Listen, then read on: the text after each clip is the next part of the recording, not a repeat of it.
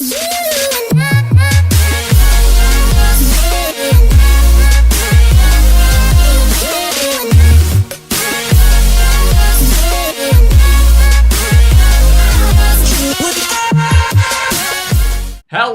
Internet, my name is Jake and today I decided to redesign the Doctor Who logo. So, what is the Doctor Who logo that I'm referring to? So, Doctor Who recently came out with a new season 11, with the newest Doctor, which is the 14th Doctor, but if you look at it chronologically and how the story is told, 13th, but lore-wise it's 14th, and this is the logo. Now, obviously, this being the logo, I kind of thought, this is cool, and it is. And so I thought to myself, I want to make a Doctor Who logo. And so I decided to do that. And I already did it. I'm not going to redo it, but I will show you how I did it in Photoshop. So this is it. This is it. So this is the logo.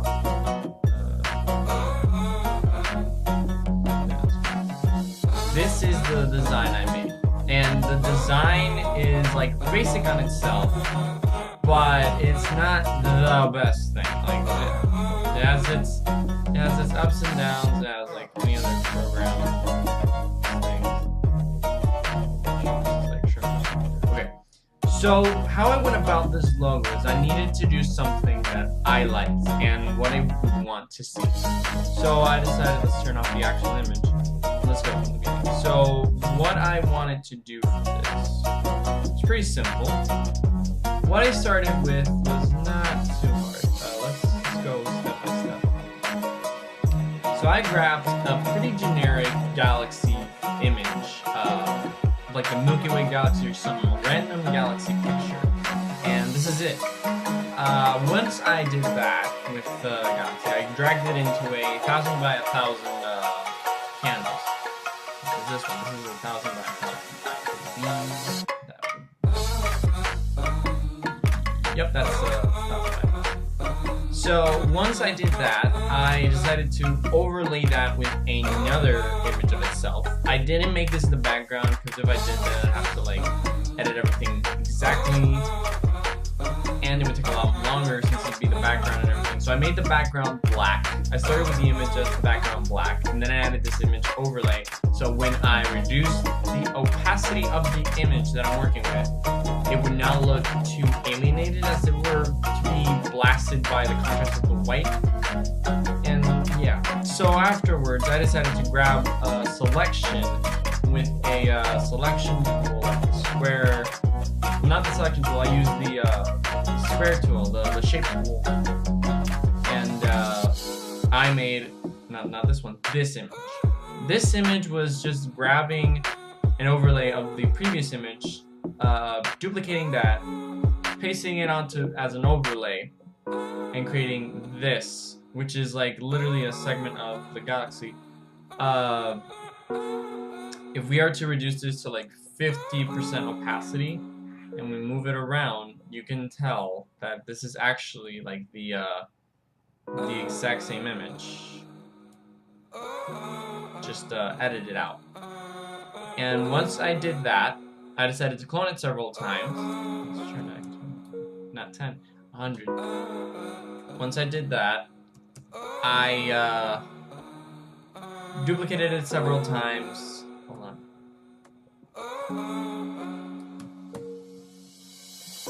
And made it into the background.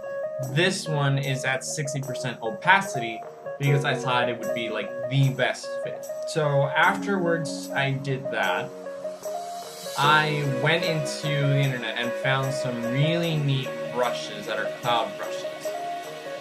These are like really pretty. I didn't do much of them. These are by Milla.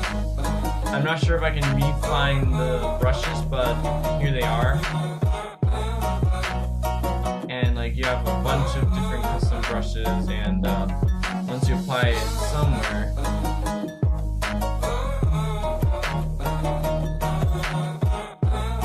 there we go. Let's set up new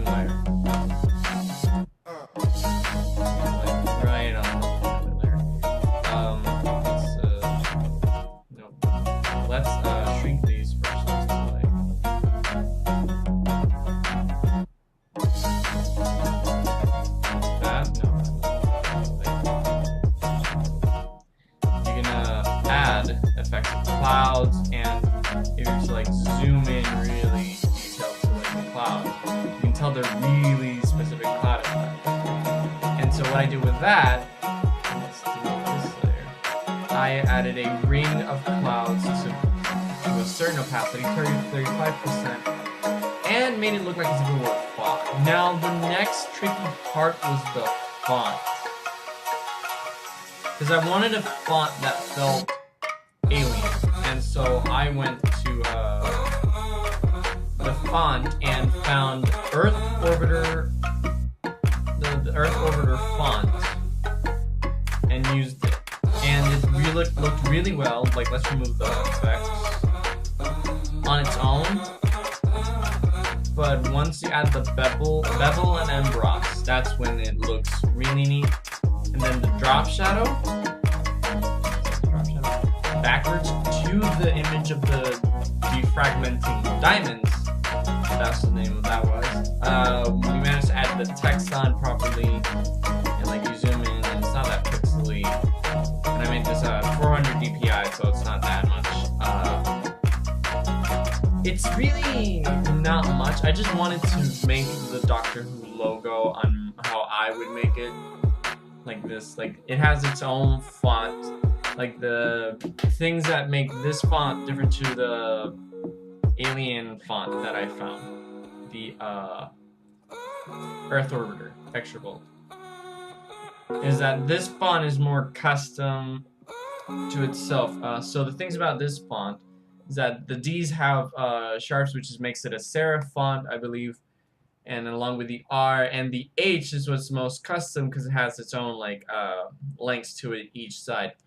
And like there's the like where the TARDIS crosses straight through the wording. That effect was also cool. And I also thought of adding that, but then it would take away from the original nature of the font itself. And I wanted to keep that. Plus, it was going to be a bold font, 3D. And I didn't want to make it too abstract. I wanted to keep it like both aspects of abstract and real. Like abstract and linear. And that's kind of what I ended up with. This is the font type that I ended up with. This is the imagery I concluded with. And I'm really proud of how it turned out. I like it. I like it. And yeah, that's pretty much the video. Thank you very much for watching. Be sure to give this video a like, comment, and subscribe. And I'll see you guys in the next one. Bye.